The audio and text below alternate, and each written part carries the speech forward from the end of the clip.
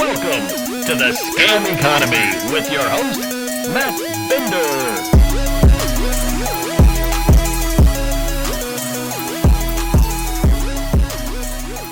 It's looking like you can say bon voyage to your money if you bank with some of the major crypto lenders out there. We got Celsius, BlockFi, Babel Finance, Vault. These are just some of the companies that over the past few weeks have paused withdrawals, meaning customers cut off from their money. Some of these companies, like Celsius, for example, we have covered here on Scam Economy. And on this episode of Scam Economy, episode 22, we are diving into yet another one in what might be the most ridiculous case yet. That's right, folks. I am your host, Matt Binder. This is Scam Economy. And on today's episode, we are going to talk about Voyager, the latest crypto lender to cut their customers and clients off from their funds, and just recently declare bankruptcy as all hell continues to break loose in the cryptocurrency market. We'll also be diving into what this domino effect means to the space as a whole, and we'll get a little bit into the man who is trying to bail them all out, the founder of one of the major crypto exchanges, FTX, Sam Bankman-Fried. But really quick, patreon.com/MattBinder to subscribe to my work and support Scam Economy, my other show Doomed, and everything I do. Subscribe to the YouTube channel at youtube.com/MattBinder. Follow the Twitch channel at twitch.tv/MattBinder, where the post shows are live streamed. You can also connect your Amazon Prime account to your twitch.tv account and subscribe via Twitch Prime at no extra cost to you to my Twitch channel. Scameconomy.com for the podcast version of this show. All the links to Apple Podcasts, Spotify, Google Play, wherever you listen to the show. Leave reviews if you can too at those podcast platforms. And joining me now to discuss what the hell is going on, I'd like to welcome back to the show Ed Zitron. He is the CEO of Easy PR and writer of the Easy Substack newsletter. Ed, welcome back. Nothing crazy's happened. It's so good to be back. Nothing weird has happened at all. Nothing stupid hasn't oh my God, everything is so fucked. I mean, I thought this industry was stupid before. Man, they've gone and done it. The Mad Lads have done it. Yeah, I mean, we could extend the same for everything going on outside of crypto too. But for the purpose of this show, we'll stick to crypto. Last time you were on, we talked about how the play to earn landscape, aka just Axie Infinity, because there's literally nothing else, was hacked, and that was the end of that. And it's still going along, nowhere near as big as it was. Nowhere near as many users, nowhere near as much money. Money is still lost. But it is what it is. They got helped out. They got bailed out. Speaking of which, we'll talk about what's going on right now, why I've had you on the show. The same thing, not the hacking part, but the complete meltdown is happening. Was one earlier. What was that? There was a hack earlier? It was just one. It's like I don't even know. It's on Web3's going great. There was just a hack between all of the companies folding. Anyway, keep going. Right. There's always a hack, right? But what's going on right now is that all these crypto lending firms and companies are one by one. It's like the same thing happens left and right. It's like all of a sudden people are like, hey, wait a minute, I'm hearing rumors and rumblings from people who are looking into these companies' finances and crypto holdings and where they have their assets.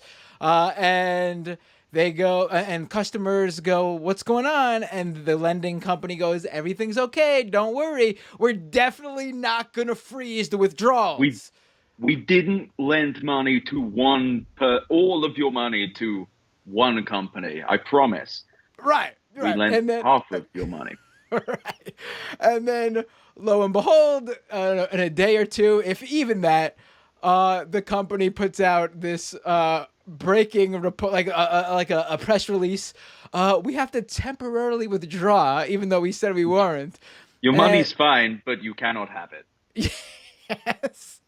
And, temporary is, temporary could be a lifetime for some people. It seems like it will be a lifetime for many.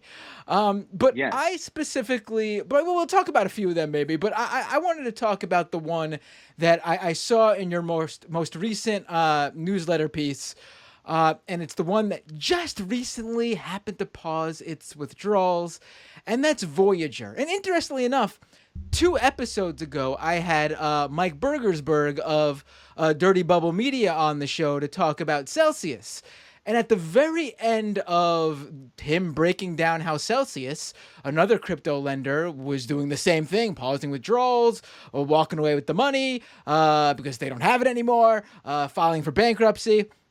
He mentioned to me how, I'm also looking into this company, Voyager, who happened to have a good chunk of their assets in Celsius, and also they had loans with another company that had dealings with Celsius, Three Arrows Capital, and it seems like his looking into Voyager panned out here just a couple of weeks later. Well, it's Francis Coppola as well did a really good piece. So my newsletter, I would say Crib, but I cite everyone.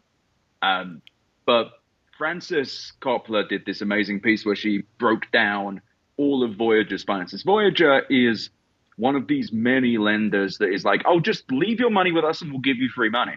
Don't ask where it comes from, you little shit. That's daddy's business.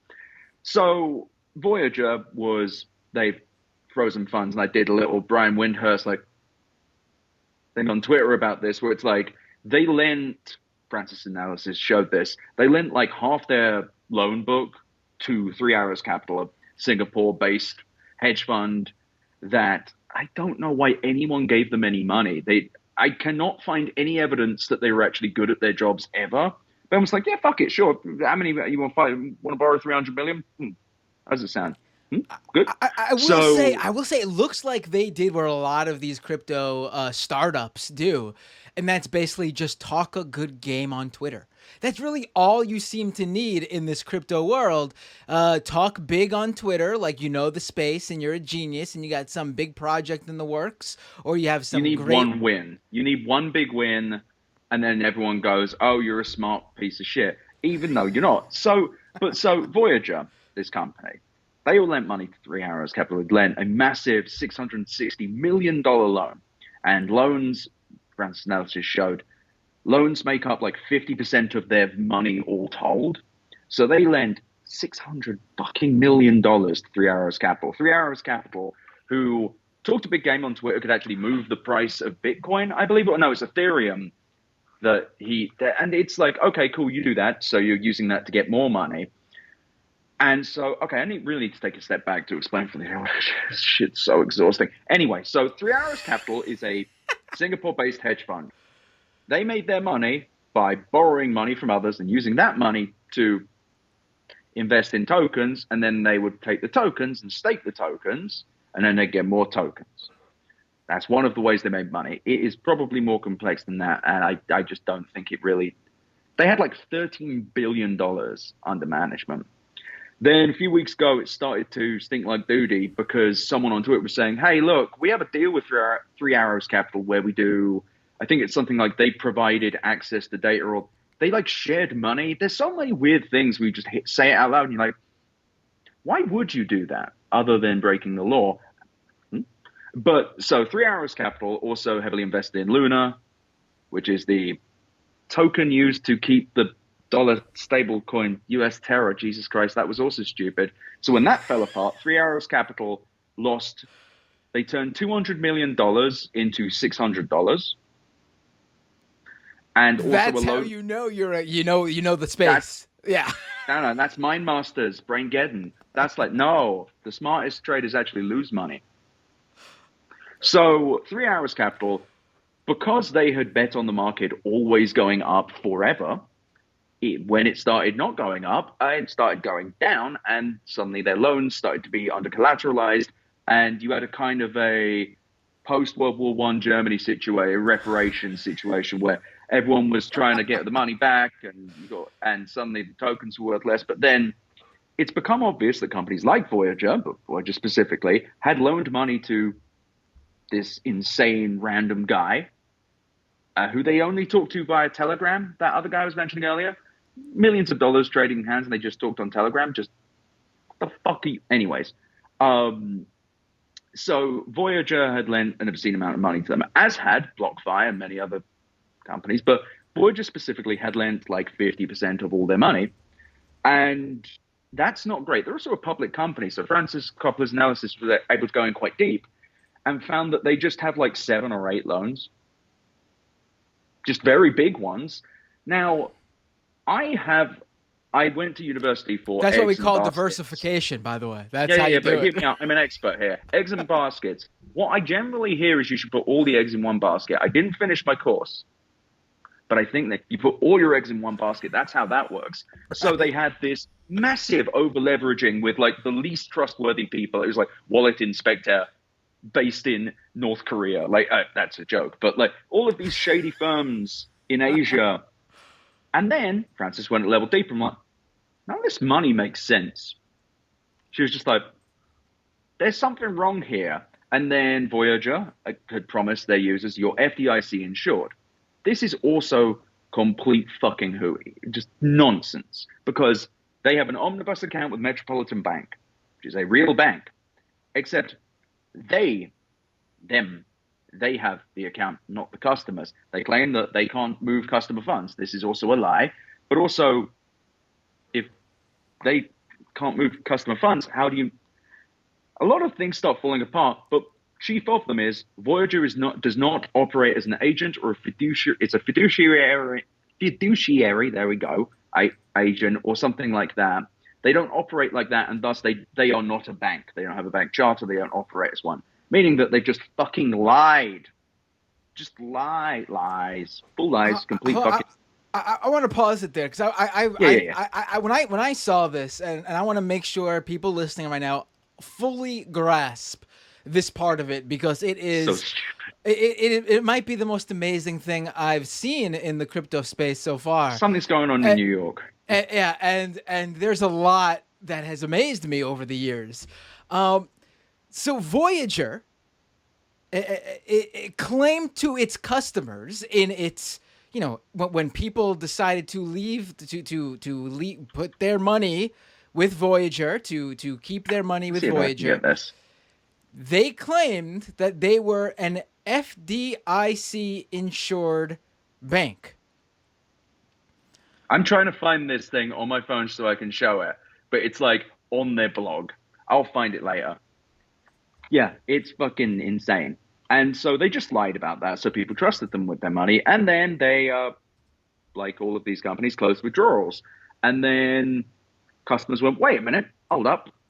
Didn't you say you're FDIC insured? Why are you scared? And they didn't say anything, and they actually have never responded to any of that. And now they're seeking bankruptcy. I put out this blog yesterday on the newsletter about it, about how I believed something was up there, but also how all of this shit seems like it would fall apart and it's going to get worse. And it turns out it did. They're going bankrupt. I got like 3 people calling me being like, you got it. And I said, this is the single most obvious thing that's going to happen ever. It's just, they're fucking insane.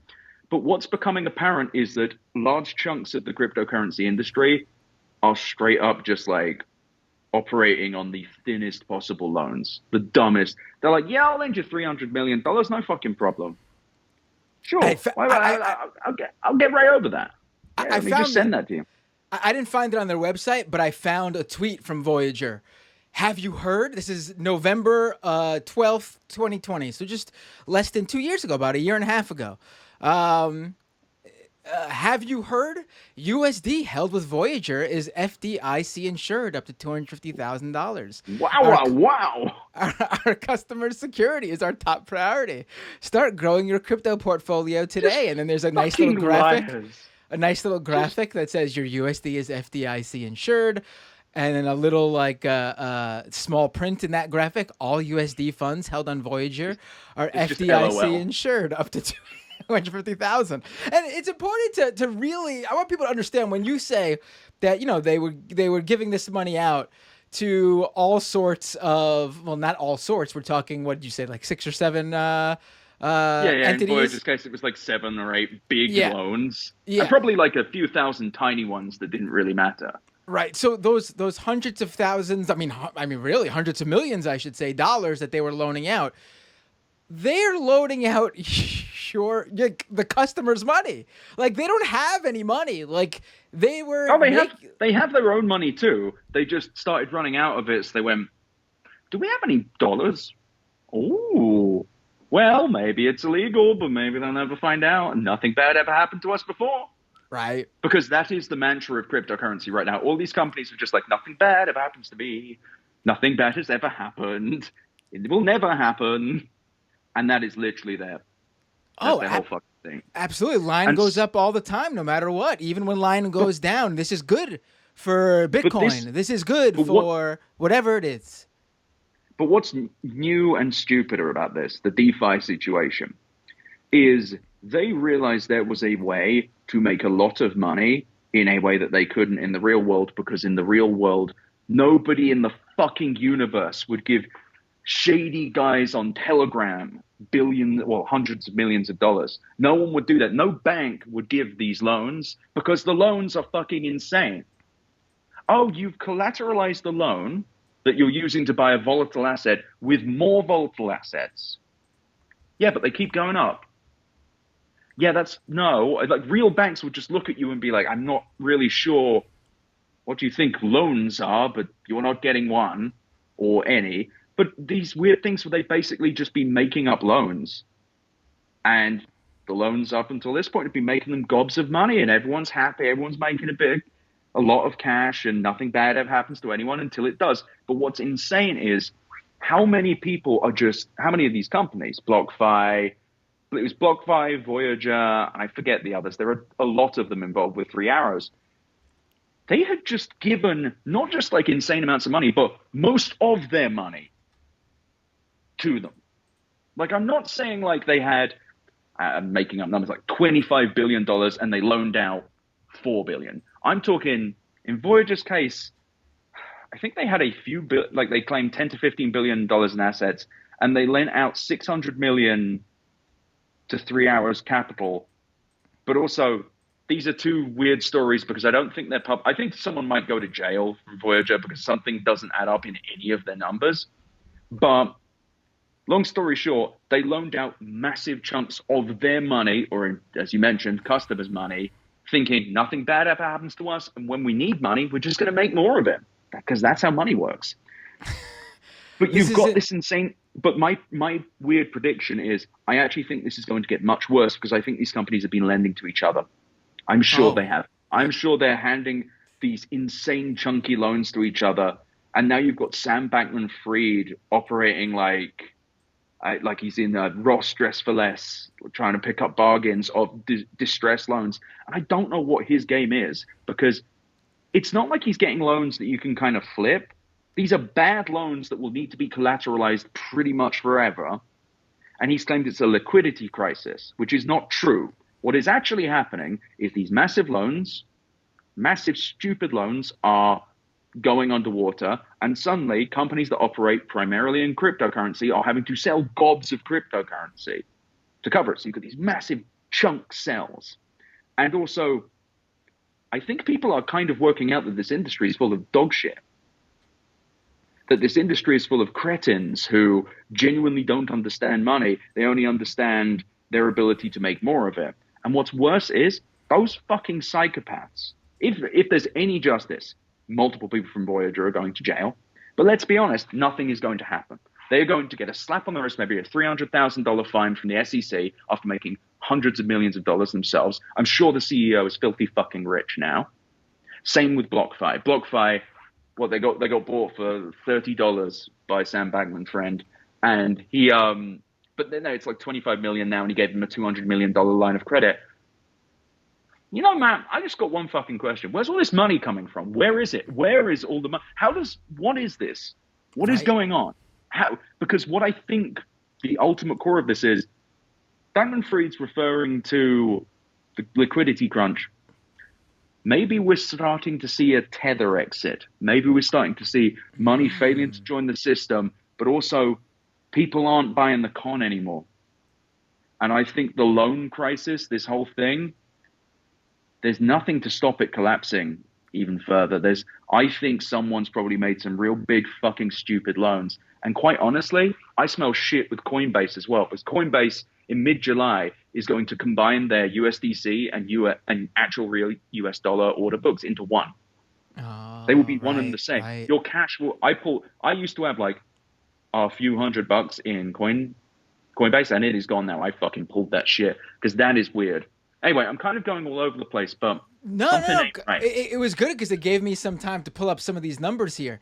So according to Barron's, Voyager on Wednesday, so this is 3 days ago. So this would have been last Wednesday, just a week ago. Voyager said it had 1.3 billion in crypto on its platform, as well as a bank account holding 350 million in cash for customers. What? Right. And then on top of that, this came out, and I'm looking into some of the information in Voyager's Chapter 11 filings, because late Tuesday night, Voyager, it came out, Voyager's Chapter 11 bankruptcy filings. Apparently, Sam Bankman-Fried, his Alameda research company, where he does his crypto trading firm, I guess runs separately from his, the exchange he runs, FTX, apparently owes Voyager $376 million. He owes them that? Looks like it, yes. We have loan counterparty, Alameda Research, and amount outstanding in thousands, 376,784. So being that it's in thousands, you add 3 more zeros at the end there. That brings you up to about 376.7 million bucks. I don't know what he's buying. He's looking into bailing them out or buying them out or something like that. I don't know.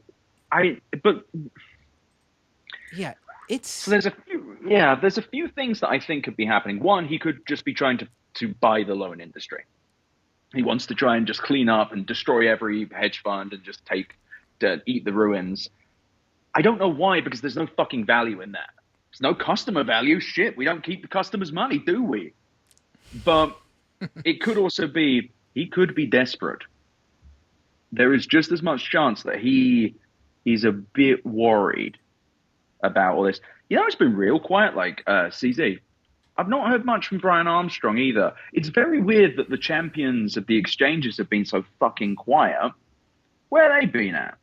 Right. Wait. Well, I can answer that. CZ is currently in Senegal. Oh, right. He got a beautiful painting from a local artist. That's great. And he's talking about B&B again. Jesus Christ. Fucking get a hobby, mate. But yeah, so but it's weird that you haven't heard from them about it. But also, I reckon Coinbase probably not wrapped up in this. Binance, if Binance is, we are going to hell. We are going through the core of the fucking earth. It will be so bad. But I also don't get the sense that Binance is, but there's something is falling apart, and I can't quite put my finger on what it is.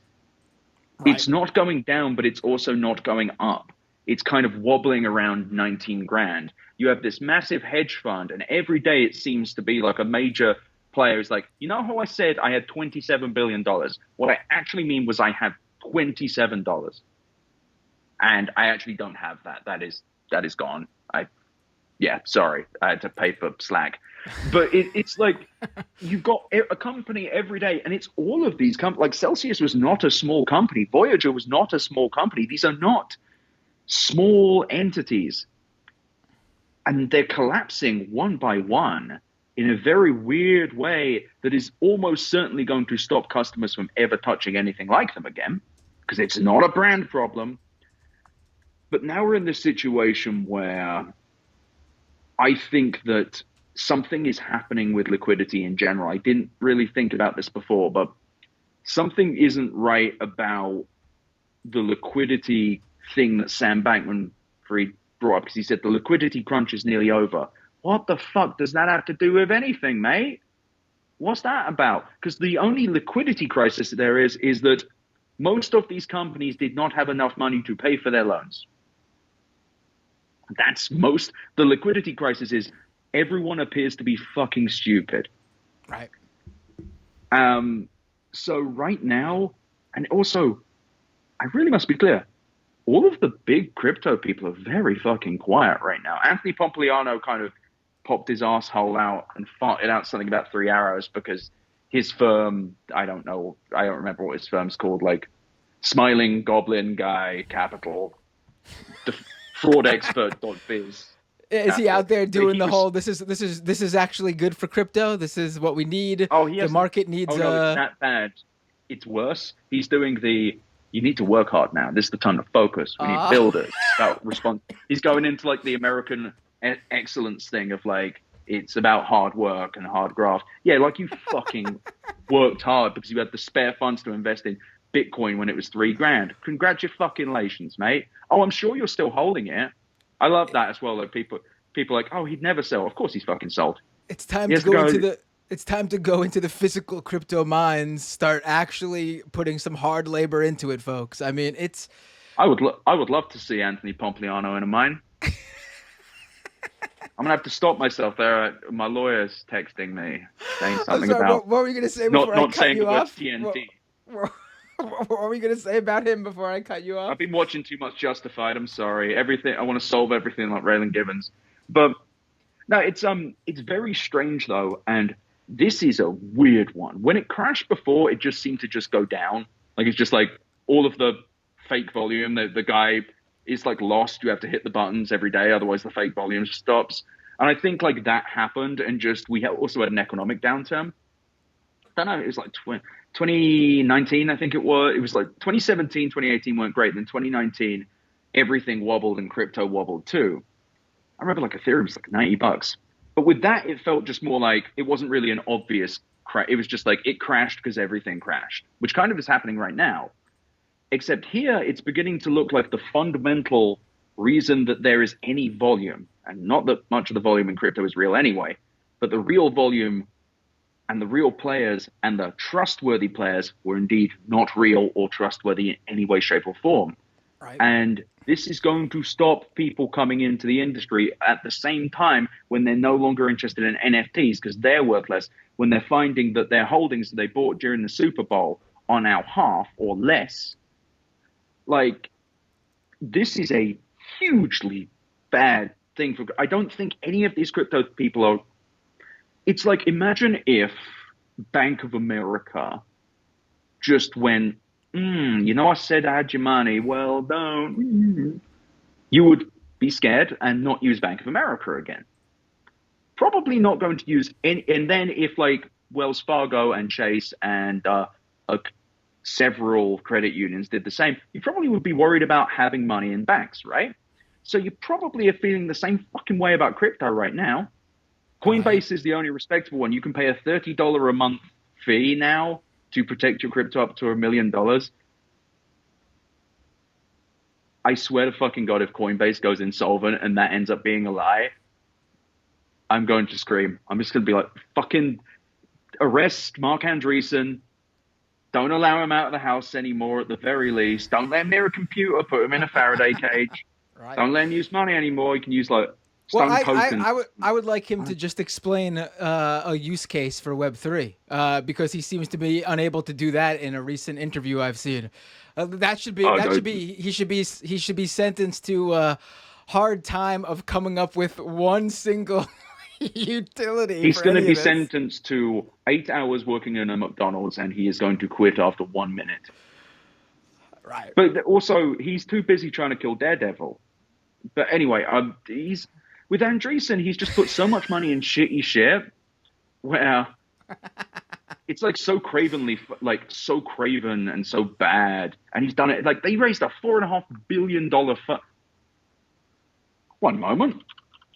Well, you're saying that. I just want to. There's a thing that you said that I don't want to let go, and I know we're not going to get back to it. You had mentioned, that these were large companies like Celsius, Voyager, and Celsius. I didn't realize how big this was. I didn't realize how big they were. This is a company that had like 200 plus employees. I found out a couple episodes ago when I had my Celsius episode, and then I looked up. Voyager had about the same number. What were all these people doing? Like, what were they doing? Oh, you needed what? 50 people on each to look over each loan because that's how many loans apparently you're they were gonna find giving. out no one made any money. They just handed the money off to the person next to them. Right. I mean, just a literal in-person Ponzi. It seems. Just I have money. Here you go. Go to the next person.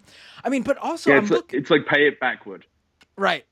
I was looking at the Voyager subreddit, and this is becoming like a regular thing. You go to the subreddit for these different, where the customers of these different companies congregate, and it's like post after post. I lost everything here. I'm gonna, I got nothing left. I'm gonna end it. My house is foreclosed. I can't pay my rent. It's I don't know what else to say. Like, I've been saying this shit for fucking months. For nearly a year, actually. Why are these people keeping their money in as in Voyager's case, you saw Celsius drop like almost a month ago now. Why didn't you pull out? Why didn't you say, I'm getting out of this? You want to know something? I say this with the empathy I can generate for these people, but it's very easy from our position where we are quite well read about it. We are naturally skeptical of it because it has so many reasons to be skeptical. For the average person, they will probably believe, they would just not think that a large company would do this. They would just think, oh, they say they're FDIC insured. Why would they lie about that? Even a truly malevolent person would be like, oh, they wouldn't fucking do it. That's a big lie. So, yeah, they probably Celsius went down, but Voyager's FDIC insured. Like, that's exactly what the logic was. Like, that's it. And people trusted these companies. It's easy to say, oh, yeah, I didn't fall for it, so no one should fall for it. And that's fine and dandy, but think about it like this. People were quite happy. They're probably getting free money from their crypto. They felt like, it's something I've said a lot, like, people are so desperate to make any fucking step these days because the average way of making money, the average way of getting any kind of wealth, the whole work hard and you'll get rich thing does not fucking exist without some degree of privilege and a lot of luck. So, yeah, people are probably fucking desperate. They are willing to believe Celsius, willing to believe BlockFi, willing to believe Voyager, because not believing it says, shit, I'm back to square one.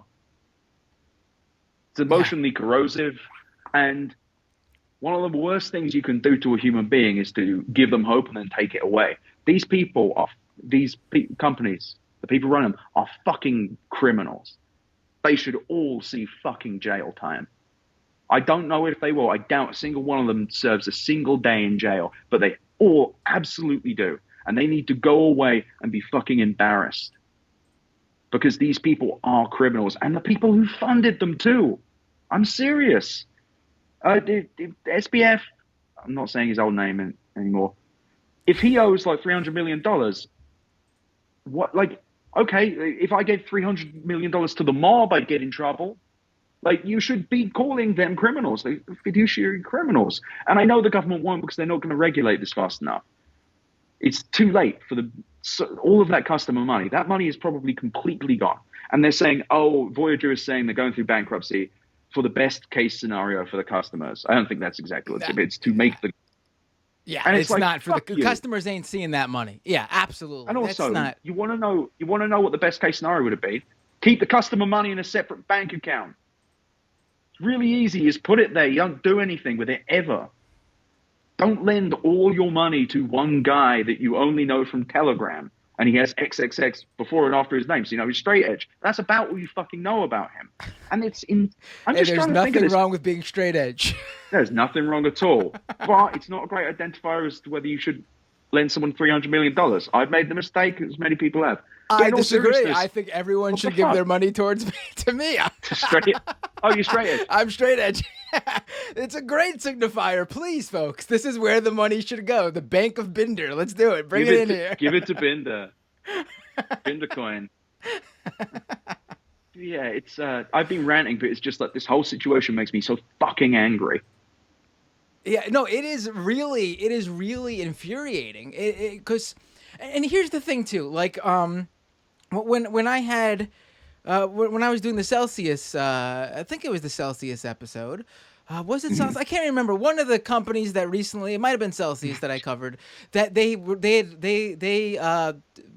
had a deal with some MLB team, and they were sponsors for some MLB team, and their logo was everywhere.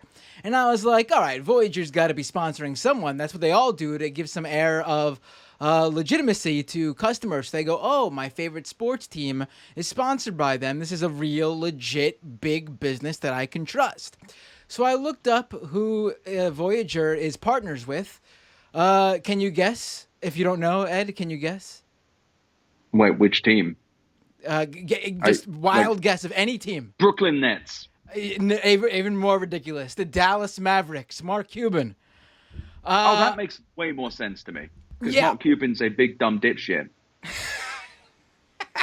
Yeah, but this is a guy. This is a guy who recently, I don't know how recently, but I remember seeing like he had openly invested in some really shady stable coins not too long ago. One of them was like Titan Coin, Iron Finance. It was an algorithmically backed stable coin, much like Terra, Luna, and it was a rug pull. It was a complete bullshit. It was, we don't I don't know what Do Kwon did with Terra and Luna, but for the sake of what we know, we don't know it's that. But this was a straight up rug pull, the Iron Finance thing. And Mark Cuban pulled out apparently after only losing a little bit of money and was like really open about, I pulled out in time and I did have some losses. But he had spoke about this investment in like a blog post of his where he was like so exuberant about crypto and his portfolio and his investments. And so whoever looked to Mark Cuban, Mark Cuban, again, you and I probably know better, but for people who are just, everyday retail. He's on TV. Yeah, he's on TV. Shark Tank, he's successful. Who wouldn't take advice from Mark Cuban, right? They probably put their money in this and they lost. And so he had said like he was going to be more careful about this stuff. And now here we go with Voyager. This was only in October of 2021, just less than a year ago. Voyager I would bet Digital... money that he has got out of that. Like, he definitely got out of that. Like, there's absolutely no way he is underwater right now. Like, all of these people mysteriously end up okay. Wonder how Alexis fucking Ohanian is doing with his Axie Infinity. Another guy just like Mark Cuban investing in these dodgy things. But but you're right though. This is rich. I just found a page right now. I was just searching. Investvoyager.com/Mavs. Voyager Crypto for All. Get $50 in crypto. Use code MAVS50. Exclusive offer for Dallas Mavericks fans. Expires just a couple months ago, April 13th, 2022. Must create a new Voyager account. Deposit $100 and trade a minimum of $10 to qualify. And allow up to 10 days for the reward to be credited to your account. Just all you gotta do is deposit $100 and you'll get $50 in crypto. I wonder how many people did that, got their $50 and got sucked in. And here they are now with nothing. Who invests? I'm trying to find out who invested in Voyager because I think that is also quite interesting. But also, I don't think Valley companies are doing due diligence properly. Like, if you look at some of the companies that have collapsed, like Joker and Bird and Brex, a lot of these companies are just insanely run. Like, they're like, oh, yeah, we've just underwritten anyone who asks. Is that good? Can we do that?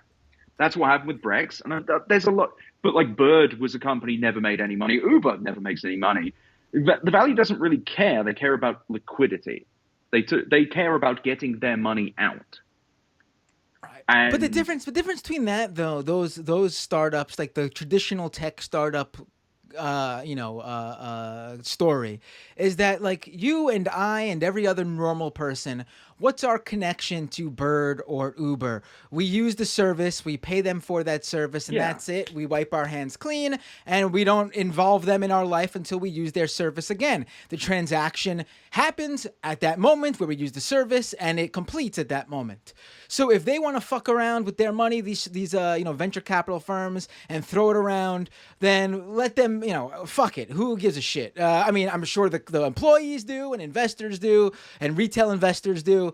But, for the most part, the customers are hands off. In this case, though, the everyday customers are not hands off. They're bought in. Their transaction isn't complete. They didn't get their service. They didn't get their product. Their money is gone, and they got nothing in return. Yeah. And that's the magic of crypto, because what they thought they were getting was the chance to be wealthy, to make money like the SBFs of the world, like all the Pomplianos, except it was never built for that. The system has never been built for that. The price of Bitcoin and all that shit has never moved in a way that was anything other to enrich a very specific group of people at scale. SBF has all this money because of the funny money. He's probably just the smartest of them. He's like, okay, I've made up $1 billion in dildo coin. I will now turn that into US dollars because I can't spend dildo coin at the bank, which is where I keep my money, not in crypto. I would love to know where he keeps all his money. I don't mean that literally. I mean, just like, do you think this guy's really all in crypto? Do you think he's got millions, hundreds of millions, $1 billion in cash? Because I get the sense that none of these guys are actually truly bought in like psychopaths. And I think they have used these loans to just amplify their money, to just do multipliers like a fucking pinball machine. And the scam has fallen apart because 3 Arrows Capital, by the way, was paying. That's why people were giving them loans. They were making money. Everyone was making money until someone did something stupid, like, well, anything bad happened. No one really did anything stupid other than the many stupid things they were already doing. Right. And for the record, by the way, there is a dildo coin apparently that was minted at some point, but it has a market cap of $0. Check the mirror. It never went anywhere. Sorry. I'll leave. Wait, no, sorry. I missed what you said. I said, check the mirror. Oh. Yeah. It's even better when I have to say it twice as well. God, is that? Well, I missed it. It's my fault. But no, in all seriousness, though, it's like, I just don't know how badly this is going to go. Like, I don't know. The ultimate Armageddon is going to be if a major exchange closes. Like, I don't mean KuCoin. KuCoin, I thought closed 3 times. I truly just assumed that site died every time I saw it. It looks like Web -3. It's genuinely awful. But there are all of these weird ones that just kind of exist on the fringes, like BitMEX. I was like, oh, BitMEX, they're in trouble. I'm like, oh no, I thought you meant Bitrex. And I'm like, oh, it's different. And there's like 100 of them that sound the same. And I assume they're all loaning money to each other too. But what will be the big Armageddon is if Binance, FTX, Crypto.com, Coinbase, of course, if any of them stop wobbling, if things look bad there, those are the ones that I'm really like. The Coinbase USD, like combining the audio books of the fake dollars with the real dollars. That I don't know necessarily what that means. Like, it could just be something innocent, or it could be very fucking weird and bad, and possibly illegal. Who knows? Like, and if Coinbase needs to do that, that probably says something about the industry at large. Yeah. No, absolutely. And has Tether been printing lately? No, the Tether printer and the USDT coin have been quite quiet, actually. Oh, that's the thing. If money isn't coming into the system, that's also bad. I don't think Tether's gonna collapse now, but at this point, who the fuck knows? Because it looks like it's below 99 cents, though. Sorry, it's below 0.99. It's 0.998, which is bad. That's There is a whole financial industry called Forex trading that would love a tiny wobble like that in the US dollar. Someone would make a lot of money. But that's the thing. It's not really great to see my dollar isn't worth $1. Right. Like, isn't that what they told me this wouldn't do? Right. I think I remember. I remember someone. I think it was I think it was Bennett Tomlin say of Crypto Critics Pod. He said something like, it'll Tether sometimes wobbles, and it only pay real attention when it's like a penny or more. But and he's pretty good on that mark. But still, I mean, it's supposed to stay at $1, absolutely. But I guess it's not like end of the world when it drops a few percentage of a penny. If it ever goes to 98 cents, that's when I would start. Yes, that's when pooping my drawers. But if you look at the top coins right now, you got BNB, you got Tether, you got USD coin, Binance USD, Ethereum, and Bitcoin. Here's my thing, and DAI, of course, DAI, and Dogecoin, and Solana, and Cardano. So don't worry about Solana, it's probably down. But in general with this, what I'm seeing there is, and this is my wind horse, it's my crazy person thing. My out there galaxy brain thing is we're going to see a stable coin collapse. That is what is going to fuck this market. One of them is going to collapse. We've already seen it with Terra. Yeah, but I'm talking about one of the big ones. I'm going full Rusty Cole here. I Terra was one of the big ones, but yeah, I know what you're saying. Like, there's going to be one of the Terra was on the non-algorithmically backed Terra, I would get out of it immediately. Like, that's how I feel. I might keep something, and when I was fucking around with BSC for a while because I'm a nasty little freak, I was in Binance US dollars and it was fine. Like, it just worked. But if any, USD coin weirdly is the one where I'm like, that's the one where I smell doo-doo, just because something doesn't feel right here. And also a lot of these loans were collateralized in it. So if you're getting chunks of money, you've got exchanges, you've got loan company, like these loan firms. I don't even know if you can call them companies, just like email addresses that steal money. But one of the, there's something is still, whatever is happening is not remotely its worst. It's maybe this is my vibe check, but something feels very strange about all of this. Like, bad things keep happening. It went very quickly from Luna to 3AC to 17 other problems. And now the darkness is not over. SBF is not, he's like, oh yeah, the liquidity crunch is over. I mean, it's not like he's going to say, we're all fucked. Sorry. I don't believe whatever this liquidity crisis is over, but it's probably a good amount of money that's going to exit this market as anyone with a large amount of it goes, is the scam broken? Can we come back and fix when the scam's fixed? Because I don't like this. Right. I don't know.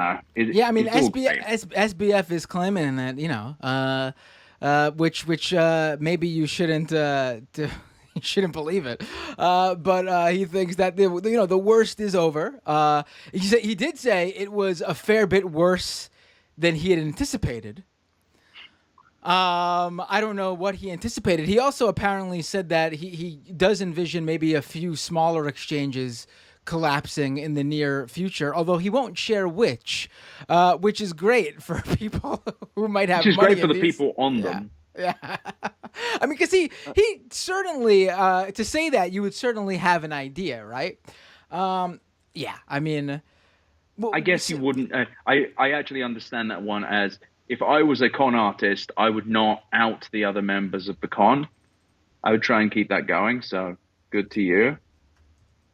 It is sort of amazing to me, and I really should do an episode on this. He really has, SBF has really sort of successfully put himself out there as the face, the protector of crypto, hasn't he? Like, everyone runs to SBF when something's going wrong in hopes that he'll pour some money in. I mean, FTX. And he will. Right. I mean, FTX is a big... It's what? Let me see. According to CoinGecko, it is the second biggest crypto exchange globally. but it's not. I know so it's not the first. The first is Binance, but it's not even the first in like the U.S. In the U.S., it's Coinbase. Well, So let me put it like this: SBF has a $10 billion fortune, right? Okay, he owes Voyager 375 million. If he owes them 375 million, he probably owes a few other people 375 million or 200 million. That shit adds up. It's not how much you spend or how big you spend, it's the rate you spend it at. And $375 million, nothing to me. I blow that on like craps on the weekend. But in all seriousness, if he's done it once, he's probably done it before.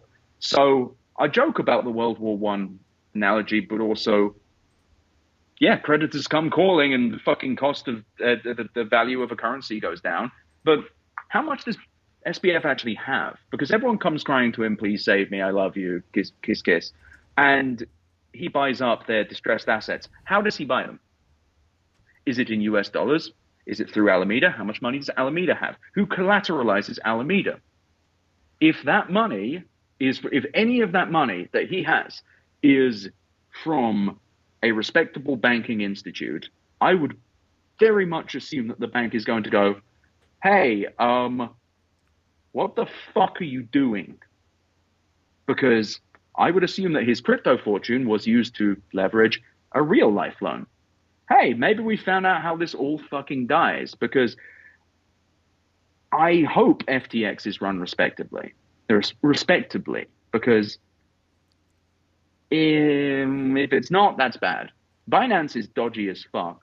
There's always been something weird with Binance. That's why they're like headquartered on the moon, or like Malta or the moon. I think whichever one's more tax advantageous. Well, FTX is in Bahamas, so I mean, it's. Oh, is it? Oh, yeah. Okay, then, yes. Okay, we're game on. No, I'm serious. Like FTX could go belly up. I don't know when. Celsius is based in Florida, which is barely a place. Like Ronald DeSantis signed a law saying that the CEOs are a higher class of people and get 2 extra votes. Right. Voter prime. I also love that you called him Ronald DeSantis. I don't think I've heard anyone refer to him in that way, and I'm going to start referring him to him as Ronald. I never really said his name out loud, honestly. Like I never like really thought about how I would refer to Mr. Ronald DeSantis. It's Italian for DeSantis. But with that in mind, if FTX is based in the Bahamas, who knows how fucked Sam like maybe I'm wrong. Maybe he's just fine and he's found his way out of this. But this is my crazy man theory. Something's going to happen with FTX. There's going to be some money thing because he is loaning too many people money. And he's loaning it to them in the same, like, why did he owe them, $370 million? Why? What for? What are you doing? Where is this money coming from? Is it crypto? Does he have like $100 billion of crypto? Because if he does, the IRS probably wants to know how much.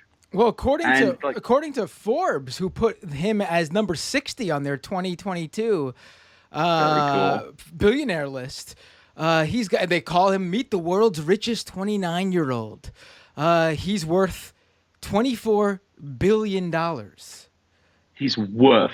Yes, net worth. So properties and whatever. No, but $24 billion may sound like and is just an unimaginable amount of money. Like people like him, Alexis Ohanian and Mark Cuban, I don't believe that they view money in the same way that we do. Like, I don't think they experience challenges. Like, they don't. It's like a big fat house cat that never experiences like apex predators.